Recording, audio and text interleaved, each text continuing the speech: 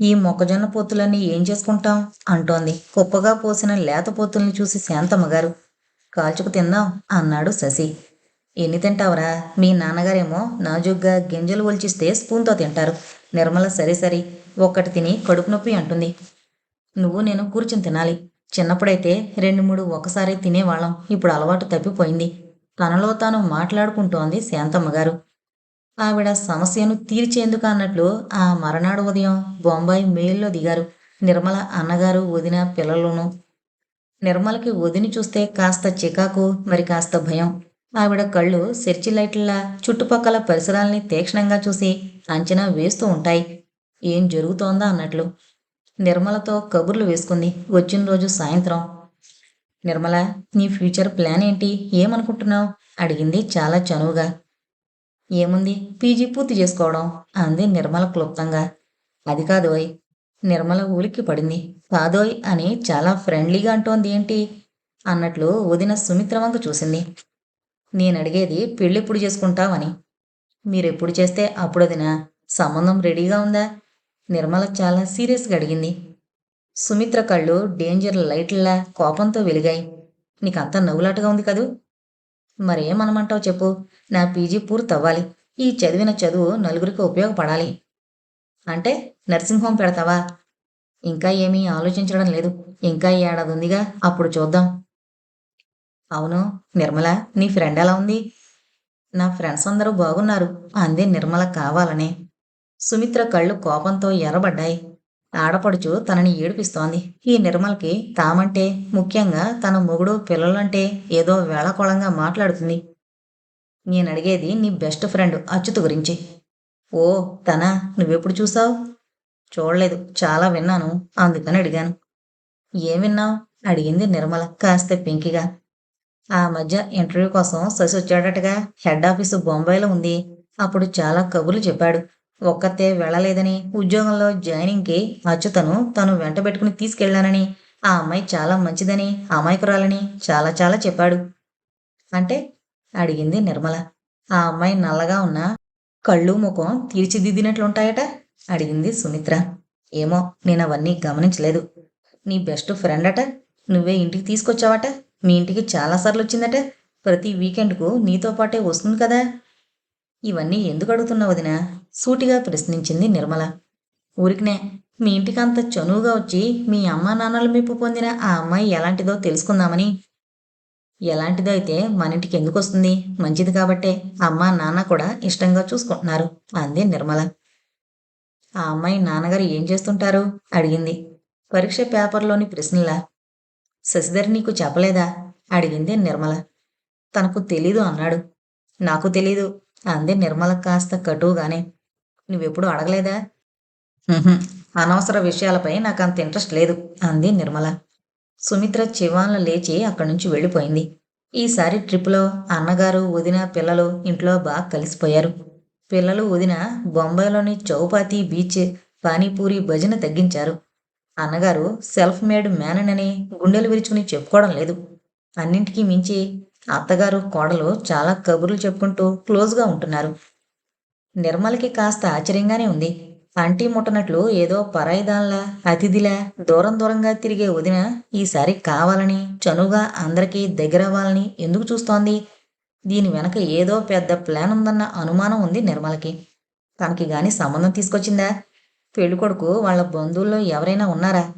తన చదువు మీద, పెళ్లి మీద ఏనాడు ఆసక్తి చూపని వదిన ఈనాడు ఇన్ని ప్రశ్నలు ఎందుకు వేస్తోంది? ఆ మూడో రోజు అసలు విషయం బయటకొచ్చింది. సుమిత్ర తమ్ముడు కూతురు బిఏ చదివిన అమ్మాయికి పెళ్లి సంబంధాలు వెతుకుతున్నారట. ఆ పిల్లని శశిధర్కి చేసుకుంటే తమ రెండు కుటుంబాలు ఇంకా దగ్గరవుతాయని వదినగారి ప్రతిపాదన. తల్లి దగ్గర ఈ సంగతి నెమ్మదిగా ఎత్తింది వదిన.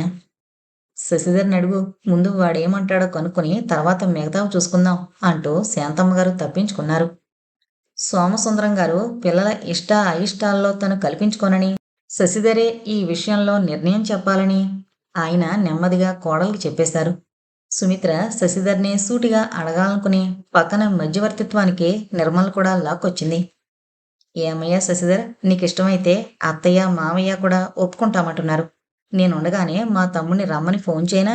కావాలంటే ఆ అమ్మాయిని కూడా తీసుకొస్తాడు. నిర్మల, నువ్వు చెప్పు. వదిన, నన్ను పెళ్లి గొడవలు ఇరికించుకో. నాకు పెళ్లి సంబంధాలు వెతకడం, పెళ్లిళ్ళు చేయడం చేత కాదు అంది నిర్మల విసురుగా. అంటే నేనేదో పెళ్లిళ్ళ పేరమని అనుకుంటున్నావా? శశిధర్కి ఉద్యోగం రావడానికి మీ అన్నయ్య ఎంత ఇన్ఫ్లుయెన్స్ ఉపయోగించారో తెలుసా? ఆ ప్యానెల్ మెంబర్లలో ఒక ఆయనతో మాట్లాడి ఇంటర్వ్యూలో గట్టెక్కించారు. ఉద్యోగంలో సెటిల్ అయ్యాడు.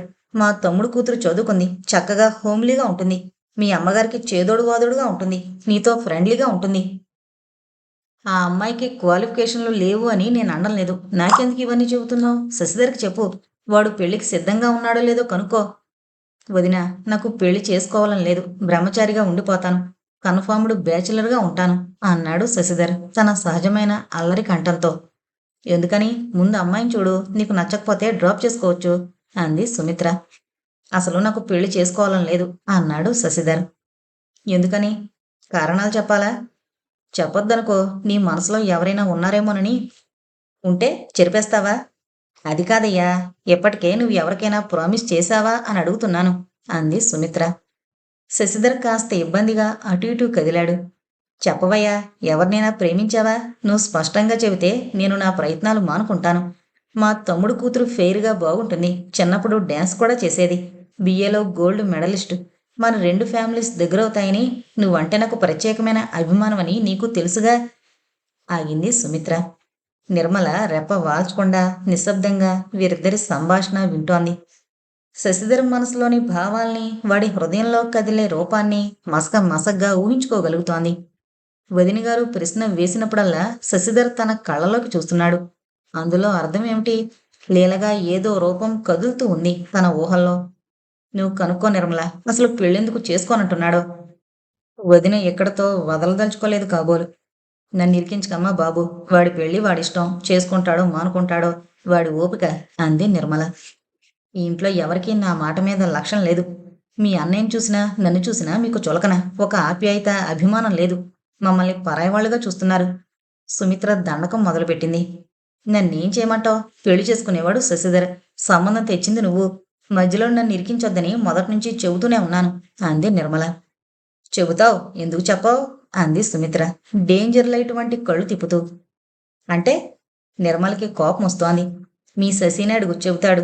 అతని మనసులో ఎవరున్నారో తెలుసుకోలేనంత పిచ్చిదాన్ని కాదు. ఎప్పుడో పసిగట్టాను. అల్లరి పడకుండా దారిలోకి తీసుకొద్దామని ప్రయత్నిస్తున్నాను అంతే అంది సుమిత్ర. నువ్వు ఏమంటున్నావో నాకు అర్థం కావడం లేదు. అర్థం కాకపోతే నా మరిది నీ చిన్నన్నైన శశిని నిలదీసి అడుగు. జీవితాంతం బ్రహ్మచారిగా ఉండిపోతాడా, లేక తన మనసులో మరో అమ్మాయి గాని ఉందా, అది తేల్చుకో. అలా తేల్చుకుంటే నాకేం ఒరుగుతుంది అడిగింది నిర్మల ఘాటుగా. నీ క్లోజ్ ఫ్రెండ్ నీకు వదినగా వస్తుంది, అది సంగతి అంది సుమిత్ర మరింత ఘాటుగా. ఏరా శశి, వదిన మాటలు నీకు అర్థమవుతున్నాయా? సంగతి ఏంటో చెప్పు అడిగింది నిర్మల. నేను పెళ్లి చేసుకోనని చెబుతుంటే నమ్మరేం అడిగాడు విసురుగా. దానికి కారణం అడిగింది సుమిత్ర. నా ఇష్టం, నేను చేసుకోను. ఎప్పటికీ చేసుకోవా? బ్రహ్మచారిగా ఉండిపోతావా? ఉంటే ఉంటాను, లేకపోతే నాకిష్టమైన వ్యక్తి తటస్థపడితే, అవతల మనిషికి నా మీద ఇష్టం కలిగితే పెళ్లి చేసుకుంటాను. ప్రేమ పెళ్ళా లేక కులాంతర వివాహమా? ఏం పెళ్ళి అడిగింది సుమిత్ర హేళనగా. నా ఇష్టం. కులాంతర వివాహమో దేశాంతర వివాహమో ఏదో ఒకటి చేసుకుంటాను, కానీ ప్రస్తుతం చేసుకోనుగాక చేసుకోను అంటూ విసురుగా లేచి వెళ్ళిపోయాడు శశిధర్. చూసావా, మీరెవరూ కనిపెట్టలేకపోయారు. ఆ మధ్య ఇంటర్వ్యూకి వచ్చినప్పుడు నీ చిన్నన్న అచ్యుత భజన చేశాడు. ప్రతిదానికి అచ్యుత అంటూ ఆ అమ్మాయిని గురించి కబుర్లు చెబుతుంటే అప్పుడే అనుమానం వచ్చింది. ఎంతకీ ఆ అమ్మాయి ఎవరు, ఏ కులం, తండ్రి ఏం చేస్తుంటాడు, ఆస్తిపాస్తులున్నాయా? నిర్మల, ఇవన్నీ అడిగావా, కనుక్కున్నారా? సుమిత్ర క్రాస్ ఎగ్జామినేషన్ మొదలు పెట్టింది. నిర్మలకి ఉక్కిరిబిక్కిరిగా ఉంది. కొండ బద్దలు కొట్టినట్లు వదిన ఇన్ని ప్రశ్నలు అడుగుతోంది. ఇంట్లో ఎవరికి, ఆఖరికి తనకు కూడా వ్యవహారం ఎంత దూరం వచ్చిందని తెలీదు. వచ్చినా ఇటువంటి వివరాలు కనుక్కోవాలని, ఇన్ని ఆరాలు తీయాలని తనకు అనిపించలేదు. వదిన, నన్ను గొడవల్లోకి లాక్కు. శశి ఒప్పుకుంటే మీ తమ్ముడు కూతుర్ని తీసుకురా. నా చదువు, నా గొడవ నాది, నన్ను వదిలే అని అక్కడి నుంచి నిర్మల లేచింది. కానీ మనసులో ఏదో జంకు. వదిన ఇంతటితో ఆగదు. అమ్మా నాన్న దగ్గర పంచాయతీ పడుతుంది. అసలు శశిధర్ అచ్యుతల మధ్య ప్రేముందా, వాళ్ళిద్దరూ ఇష్టపడుతున్నారా లేదా అన్నది నిర్మల మనసులో దోబూచులాడుతూ ఉంది. అయితే ఆ చనువు ఎంత దాకా వచ్చింది అన్న సందేహం నిర్మల్ని కలవర పెడుతోంది. ఆ రాత్రి నిర్మల చాలాసేపు నిద్రపట్టక అటు ఇటు దొర్లింది. అమాయకమైన అచ్యుత, భయం భయంగా తన వెనక నక్కే అచ్యుత, ఆత్మ న్యూన్యతాభావంతో పిరికితనంలో మునిగిపోయిన అచ్యుత, తన స్నేహాన్ని ఆసరాగా తీసుకుని కాస్త ధైర్యం పుంజుకున్న అచ్యుత, ఇలా రకరకాల రూపాల్లో అచ్యుత ముఖం మనసులో కదలాడింది. అచ్యుత శశిధర్ని కోరుకుంటోందా? శశిని ప్రేమిస్తోందా? వాళ్ళిద్దరి మధ్యన ఆకర్షణకి మించిన లోతైన ప్రేమభావం చిగురించిందా? ఇద్దరూ పెళ్లి చేసుకుంటారా? చేసుకుంటే అంత బాగుంటుందో. ప్రతి విషయాన్ని తేలిగ్గా తీసుకునే శశిధర్ అచ్యుత విషయం కూడా తేలిగ్గా తీసుకున్నాడా? అమాయకురాలు, ఎవరి రక్షణ లేని ఒంటరిది అచ్యుత. శశిధర్ ఆమె నిస్సహాయతని అడ్వాంటేజ్గా తీసుకున్నాడా? వారిద్దరి మధ్య ఆకర్షణ ఎల్లలు దాటిందా? నిర్మలకి అనేక ఆలోచనలు, ఏదో అనిశ్చితి, భయం కలిగి నిద్ర పట్టలేదు. మరనాడు ఉదయాన్నే సుమిత్ర ఇంచుమించు పంచాయతీ పెట్టినంత గొడవ చేసింది. అత్తగారితో శశిధర్ అచ్యుతని ప్రేమిస్తున్నాడని, ఆ పిల్లని తప్ప ఇంకో అమ్మాయిని చేసుకోడని చెప్పింది. ఏ కులమో ఏ జాతో తెలియని పిల్లని మీరు కోడలుగా తెచ్చుకుంటారా? అలా అయితే నేను మీ అబ్బాయి ఈ గడప తొక్కం అంటూ ప్రకటించింది. అచ్యుతని రెండో కోడలుగా తెచ్చుకుంటే పెద్ద కోడల్ని కొడుకుని మనమల్ని మరిచిపోవడం మంచిదని సలహా ఇచ్చింది. ఆ తర్వాత 2 రోజులున్న నిర్మలతో చాలా ముభావంగా ఉంది. అత్తగారికి ఇంటి పనిలో చాలా సాయం చేసింది. మామగారికి కాఫీ టిఫిన్లు అందించి చాలా అణకువగా నడుచుకుని 3వ రోజు రాత్రి రైలెక్కింది, భర్త పిల్లలతో సహా. తన పథకం పారలేదన్న కోపం సుమిత్ర బయటకు చూపించకపోయినా అత్తగారి మనసుని పాయిజన్ చేసి మరీ వెళ్ళిందనే విషయం ఒక వారం రోజుల తర్వాత నిర్మలకు అర్థమైంది. ఎరా శశి, మీ అన్నయ్యకి ఏం రాయమంటావు? పెళ్లి కూతుర్ని తీసుకొస్తామంటున్నారు అడిగింది శాంతమ్మ గారు. నేను పెళ్లి చేసుకోనని చెప్పాను కదా. ఎందుకు చేసుకో? నాకిష్టం లేదు. పెళ్ళంటే ఇష్టం లేదా? ఆ అమ్మాయి అంటే ఇష్టం లేదా? రెండూను అన్నాడు శశి మొండిగా. అంటే ఆ అమ్మాయి ఇష్టం లేదనా? నేను కంటితో కూడా చూడని అమ్మాయి మీద ఇష్టం ఉందో లేదో ఎలా చెప్పను? అసలు ఏ అమ్మాయిని చూడదలుచుకోలేదు, చూడను. ఎందుకు చూడదలుచుకోలేదు అడగచ్చా? ఆ అమ్మాయిని తీసుకొస్తామంటున్నారు. ఒకసారి చూడు, నచ్చకపోతే మానేయొచ్చుగా. అమ్మా, ఒక అమ్మాయిని ఇంత దూరం పిలిపించి నాకు నచ్చలేదు అని చెప్పడం ఆ అమ్మాయిని అవమానపరచడం కాదా? కాస్త అర్థం చేసుకో. నా మనసులో పెళ్లి ఆలోచన లేనప్పుడు ఆ అమ్మాయిని చూడడం అన్యాయం కాదా? శశి, నేనొక మాట అడుగుతాను, నిజం చెప్తావా? అడుగు. నీ మనసులో ఎవరైనా ఉన్నారా? ఏం, నీ కోడలు చెప్పిందా? తను చెప్పడం కాదు, నాకేదో అనుమానంగా ఉంది. నీ మనసులో ఎవరైనా? ఆగింది శాంతమ్మగారు. ఉంది. ఎవరు? అడిగింది శాంతమ్మగారు. వదిన బయటకు లాగిందిగా. నాకు ఖచ్చితంటే ఇష్టం. పెళ్లి చేసుకుంటే ఆ అమ్మాయిని చేసుకుంటాను, లేకపోతే బ్రహ్మచారిగా ఉండిపోతాను. ఇంట్లో బాంబు పేలింది. ఒక్క నిర్మల తప్ప ఎవరూ ఊహించని బాంబు పేలిపోయింది. శాంతమ్మగారు మాటలు మరిచిపోయినట్లు ఒక్క క్షణం నిల్చుండిపోయింది. నిర్మలా అంటూ కేక పెట్టింది. ఆ పిలుపులో కోపం, ఆశ్చర్యం, జరగరాంది జరిగినట్లు ఆక్రోశం, అన్నింటికీ మించి నిర్మల అపరాధి అన్న భావం, కావాలని ఈ పని చేసిందన్న ఆగ్రహం, అన్నీ మిళితమైన ఆ పిలుపు మెట్ల మీద నిల్చున్న నిర్మల చెవుల్లో కంగును మోగింది. నిశ్శబ్దంగా కిందకొచ్చింది నిర్మల. చూసావా నువ్వు చేసిన నిర్వాకం? అడ్డమైన వాళ్ళని ఇంటికి తీసుకొచ్చి నా నెత్తిన కూర్చోబెడతావు. చూసావా ఇప్పుడేం జరిగిందో? బోన్లో నిల్చోబెట్టి నేరస్తుణ్ణి అడిగినట్టు నిలదీసింది. ఏం జరిగింది? అడిగింది నిర్మల.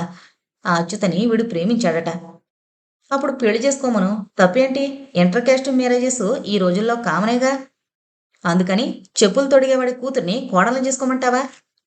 నిన్నటిదాకా అచ్యుత మంచిదని, అణకువగా ఉంటుందని మెచ్చుకున్న దానివి ఇప్పుడు? ఆగింది నిర్మల. అచ్యుత మంచిది కాదనన్నానా? మంచిదే, బుద్ధిమంతురాలే. అందుకనే మనతో సమానంగా చూసుకున్నాను. కులం, జాతి ఈ పట్టింపులు మన ఇంట్లో లేవని నీకు తెలుసుగా. మనతో కలిసి మన డైనింగ్ టేబుల్ ముందు కూర్చుని మనతో సమానంగా భోంచేస్తే తప్పులేదు. మన ఇంట్లో ఒకత్తిగా కలిసిమెలిసి తిరిగితే తప్పులేదు. అప్పుడు అడ్డం రాని కులం ఇప్పుడు అడ్డం వచ్చిందా? అడిగింది తల్లిని ముఖం మీదనే. అన్నం పెట్టడం వేరు, ఇంటి కోడల్ని చేసుకోవడం వేరు. జాతి, కులం, కుటుంబ మర్యాద ఇవన్నీ చూడకుండా ఎవరు ఎక్కడా కోడల్ని తెచ్చుకోరు. భోజనం పెట్టడానికి, ఇంట్లో తిరగడానికి రాని అడ్డు కోడల్ని చేసుకోవడానికి వస్తుందన్నమాట. ఒకవేళ శశి నీకు తెలియకుండా ఎవరినైనా పెళ్లి చేసుకుని వస్తే ఏం చేస్తావు? అడిగింది నిర్మల. నేను మీ నాన్న ఈ ఇంట్లో ఉండం, ఏ ఓల్డేజ్ హోమ్కో వెళ్ళిపోతాం అంది శాంతమ్మగారు. నయమే, నూతిలో దూకుతానని అనలేదు. అయినా మన దొడ్లో నుయ్యలేదుగా. నీకు నవ్వులాటగా ఉంది కదూ. అసలు ఇదంతా నీ వల్లనే వచ్చింది. అచ్యుత తండ్రి ఎవరు, ఏం పని చేస్తున్నాడని నేను ఎప్పుడైనా అడిగానా? అందరిలా అప్పుడే అడుగుంటే ఇలా ముంచుకొచ్చేది కాదు. అంతా నీ వల్లే వచ్చింది. ఆ అమ్మాయితో వీడిని ఊళ్ళకు పంపడం, అసలు ఇదంతా నీ ప్రోద్బలమేనా అని అనుమానంగా ఉంది అంది శాంతమ్మగారు. ఇదిగో అమ్మా, నువ్వు అలా ఏదో ఊహించుకుని తప్పు నా నెత్తిన రుద్దడానికి ప్రయత్నిస్తే ఊరుకోను. ఏం చేస్తావే? అడిగింది శాంతమ్మ గారు ఛాలెంజ్ చేస్తున్నట్లు. ఇంట్లోంచి వెళ్ళిపోయి హాస్టల్లో ఉంటాను. అక్కడ స్థలం దొరకపోతే విడిగా గది అద్దెకి తీసుకుంటాను అంది నిర్మల ఘాటుగా. శాంతమ్మ గారు జవాబు చెప్పకుండా వింటున్నారా మీ కూతురి ప్రతాపం? అడిగింది హాల్లో పేపర్ చదువుకుంటున్న సోమసుందరం గారిని. ప్రతిదీ తెగేదాకా లాక్కు. ఈ విషయం నిదానంగా ఆలోచిద్దాం. నేను శశిగాడితో మాట్లాడతాలే, నువ్వు ఊరుకో అన్నారు సోమసుందరం గారు తన సహజమైన ధోరణిలో. ఆయన ప్రతిదీ కాలానికి వదిలేద్దాం, కాలమే అన్ని సమస్యలకి పరిష్కారం అంటూ ఉంటారు. ఆ తర్వాత ఇంట్లో పెద్ద గొడవే జరిగింది. శశిధర్ అచ్యుతని తప్ప ఎవరినీ పెళ్లి చేసుకోనని మొండిగా భీష్మించుకుని కూర్చున్నాడు. ఒక సాయంత్రం వేళ శశి ఒంటరిగా ఉన్నప్పుడు నిర్మల ఈ విషయాన్ని ఎత్తింది. యారా శశి, నువ్వు అచ్యుతని పెళ్లి చేసుకోవడానికి సిద్ధంగా ఉన్నావా?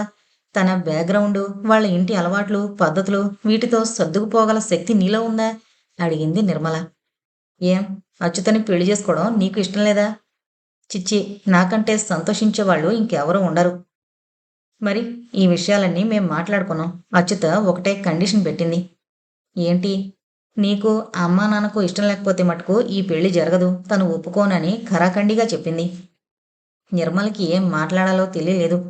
అచ్యుతకి గల పడికట్టురాళ్ళు, తనకి గల నైతికమైన దృక్పథం తన వాళ్లలో ఉందా? ఎంతకీ కులం, వాళ్ళ పేదరికం, వాళ్ళింట్లో మాంసాహారం తింటారు అన్న ఈ పై పై అలవాట్లను గురించి తప్ప అచ్యుతకి తన వాళ్ల మీద గల భక్తి, కృతజ్ఞతాభావం వీళ్ళకి అర్థమవదా? ఒరే శశి, ఒక మాట అడుగుతాను, నిజం చెప్తావా? నీకు అనుమానంగా ఉంటే అడకు, నమ్మకం లేనప్పుడు అడగకూడదు. సారీ, నేను అలా అని ఉండకూడదు. ఓకే, ఇప్పుడు అడుగు. ఇబ్బందికరమైన ప్రశ్న, అడగనా? అడిగే. నువ్వు అచ్యుత ఒంటరిగా ఉందని అడ్వాంటేజ్ తీసుకున్నావా మీ ఇద్దరూ? ఆగింది నిర్మల. ఏయ్, ఒకవేళ తీసుకున్నా ఏ మగవాడు ఒంటరిగా ఉన్న ఆడపిల్లని వంచాను అని ఒప్పుకోడు. మనుషులు ఎప్పుడు ఎలా ప్రవర్తిస్తారో చెప్పలేం. మనందరం పరిస్థితులకి బానిసలం అన్నాడు శశిధర్. నిర్మలకి ఇంకా సూటిగా అడిగే ధైర్యం లేకపోయింది. శశిధర్లో పూర్వపు అల్లరి, ప్రతిదీ తేలిగ్గా తీసుకునే లక్షణం ఈ మధ్యన తగ్గిపోతూ ఉంది. వాడిలో ఒక విధమైన గంభీరత, సీరియస్నెస్ చోటు చేసుకుంటున్నాయి. ఎరా శశి, ఈ మధ్య విజిల్ వేయడం తగ్గించావేం? అడిగింది వాతావరణంలోని బరువుని తేలికపరచడానికి నిర్మల. నీకు తెలీదా? ఆ మాత్రం అర్థం చేసుకోలేవా? అడిగాడు శశిధర్. ఆ తర్వాత ఇంకా చాలా గొడవలు జరిగాయి ఇంట్లో. నిర్మల అక్క, బావ పూజ హాలిడేస్కొచ్చారు. వాళ్ళున్నప్పుడు మళ్ళీ శశిధర్ పెళ్లి గొడవ ప్రారంభమైంది. నిర్మల, అసలు గొడవేంటి? బావగారు కృష్ణారావు అడిగారు. బావగారి దగ్గర నిర్మలకి స్వతంత్రం, చనువు రెండూ ఉన్నాయి. పెద్దన్నగారిలా బావకి తనేదో గొప్పవాణ్ణన్న అహంకారం లేదు. తన తండ్రిలా ప్రతిదీ లోతుగా ఆలోచించి మాట్లాడతాడు.